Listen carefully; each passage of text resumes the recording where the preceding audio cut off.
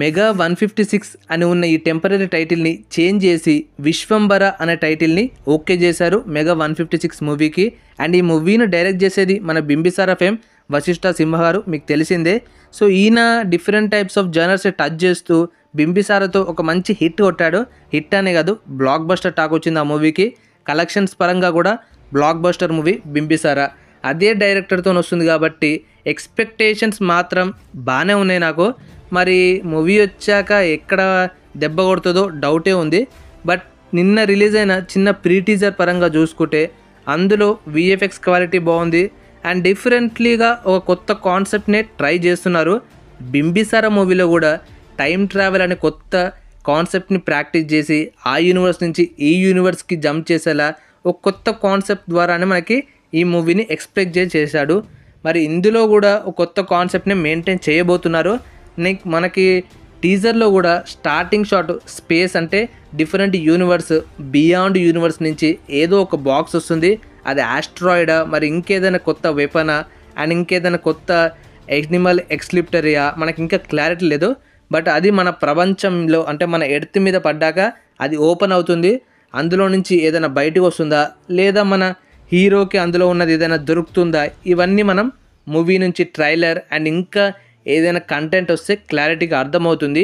Teaser గురించి మాట్లాడుకుంటే అందులో క్వాలిటీ ఆఫ్ విఎఫ్ఎక్స్ మాత్రం 100% టాప్ నోచ్లో మెయింటైన్ చేస్తున్నారు. ప్రొడక్షన్ వాల్యూస్ కూడా ఎక్కడా తగ్గకుండా UV creations correct protecting values ఇస్తున్నారు. టీజర్లో హనుమాన్ది ఒక చిన్న షాట్ ఉంటుంది, అక్కడ బీజిఎం బాగా అనిపించింది. జనాభా లెక్కల్లో ఒక్కడు కాదు, లెక్కలేనంత జనాభాకి ఒకే ఒక్కడు. అండ్ మ్యూజిక్ నుంచి అంటే ఎక్కువగా ఎక్స్పెక్ట్ చేయలేం. క్వాలిటీ పరంగా విఎఫ్ఎక్స్ బాగుంది, మ్యూజిక్ కూడా కొన్ని చోట్ల తగ్గింది, ఇంకా బెటర్ చేయొచ్చు. ఇంకా చాలా టైం ఉంది మూవీకి షూటింగ్ అండ్ ఇంకా చాలా అండ్ వర్క్ కూడా ప్రీ ప్రొడక్షన్, పోస్ట్ ప్రొడక్షన్, ఇంకా చాలా ఎక్స్ప్లిటరీ వర్క్స్ ఉంటాయి. బట్ మ్యూజిక్ పరంగా అయితే నాకు కొంచెం డౌట్ అనిపిస్తుంది. విఎఫ్ఎక్స్ అయితే బాగానే మెయింటైన్ చేశారు ఈ చిన్న టీజర్లో. బట్ మూవీలో వచ్చే విఎఫ్ఎక్స్ని మనం ముందే ఎక్స్పెక్ట్ చేయలేము. టీజర్లో కాబట్టి కొంచెం టైం పడుతుంది, కొంచెం వర్క్ పడుతుంది. బట్ మూవీ ఎంటైర్ 3 అవర్స్లో క్వాలిటీ విఎఫ్ఎక్స్ మెయింటైన్ చేయాలంటే చాలా కష్టం. రీసెంట్గా మన హనుమాన్ మూవీలో విఎఫ్ఎక్స్ షార్ట్ చూసుకుంటే తక్కువ బడ్జెట్లోనే హై క్వాలిటీ విఎఫ్ఎక్స్ని మన ప్రశాంత్ వర్మ మెయింటైన్ చేశాడు. దానికి మెయిన్ రీజన్ తన విజన్, తను ఏదైతే చూపించాలనుకున్నాడో ఆడియన్స్కి అది కరెక్ట్గా చూపించాడు. మరి మన బాబీ సింహ లేదా మనకి వశిష్ఠ సింహ ఎలా మెయింటైన్ చేస్తాడో, తన విజన్ని కరెక్ట్గా చూపించగలడా లేదా అనేది మన మూవీ రిలీజ్ అయ్యాక మాట్లాడుకుందాం. బట్ టీజర్ పరంగా నాకైతే బాగానే అనిపించింది.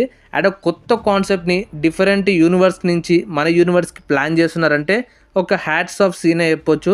సో చూద్దాం, మూవీ నుంచి ఇంకా కంటెంట్ రిలీజ్ అయిన తర్వాత క్లారిటీగా మాట్లాడుకుందాం. మరి మీరు చూస్తుంటే టీజర్ మీకు ఎలా అనిపించిందో కింద కామెంట్ చెప్పండి.